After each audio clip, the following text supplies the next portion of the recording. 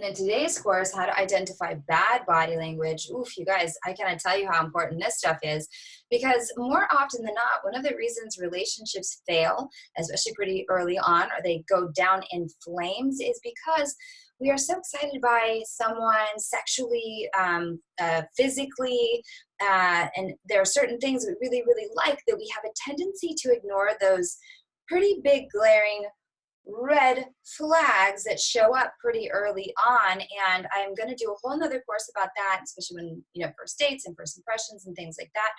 But when it comes to body language, even just being able to understand bad body language right off the bat is going to make a big difference for you guys everywhere in your life. Again, not just on dates, but in meetings and with your family and things like that. So there's a few different things I'm going to cover today. And I really want to cover being able to identify her bad body language, but also your own.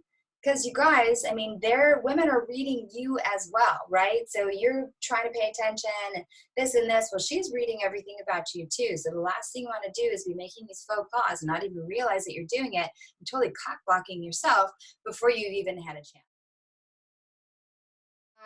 And then self-soothing. So this is a really important one to notice, especially if you're trying to gauge a woman's level of interest in you, because if she's like, she's rubbing her arms, if she's touching her necklace, if she's rubbing her neck, right? She could be flirting with her necklace to attract you, or she could be doing this, where see how my body shifts, where I'm open, flirty, and closed, where I feel a little bit uncomfortable. Or a big one that you guys do, right? Because I'm trying to teach you guys not what to do or what not to do, but it's rubbing your thighs.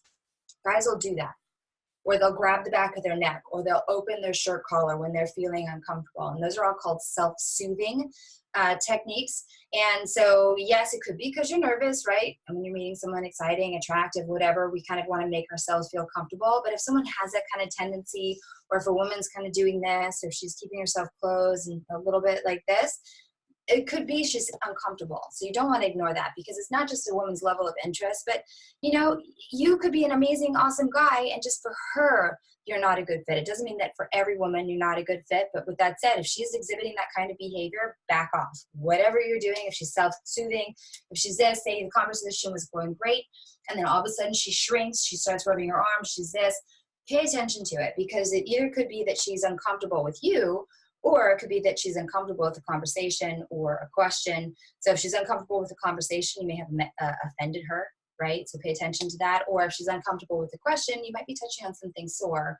So, if it's important to you to have that answer and she gets a little bit squinchy and uncomfortable about it, just make note of it, right? You can't grill people. You can't demand to know why she's doing that.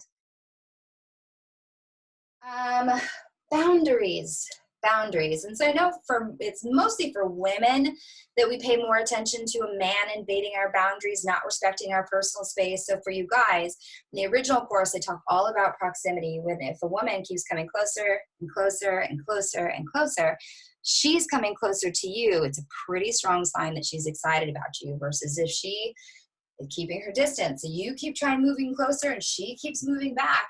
Do not ignore that. I remember I was on a date with a guy once who, a nice enough English fellow. Already there was a lot of things wrong with the date. He showed up drunk and hungover, which, excuse me, as a first impression, not good at all. You guys take note of that.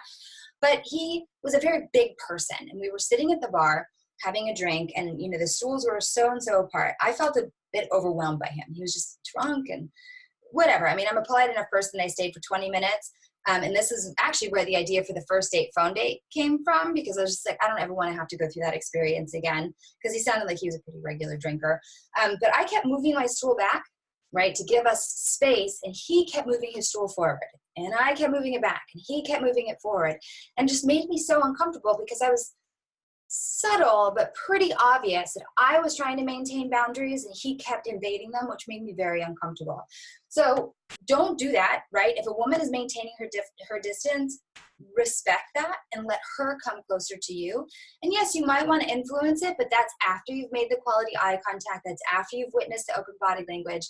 That's why you want to watch the original course, is because she will give you signs that it's okay to move closer. But if she keeps moving away from you and you keep moving closer, that's not good.